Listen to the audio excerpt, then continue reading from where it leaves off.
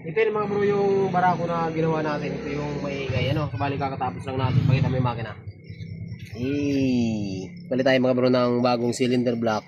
Connecting rod, side bearing, timing chain, at saka chain guide. Parinig ko sa inyo. Barako.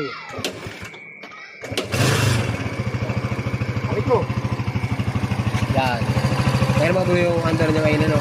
Sumali, tinasan lang natin yung clearance sa mga bro. Pero kung gusto niyo sa barako na madaling paandarin, bali mga bro, ang clearance na pinakamaganda, yung intake 0.08, yung exhaust 10 and 0.10, yun ang pinakamagandang tuning ng barako.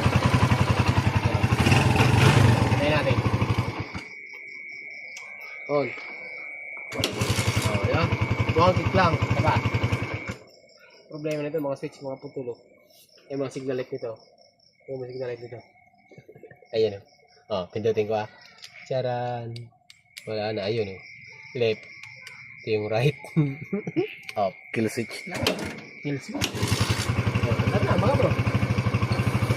Tayo natin tumagas.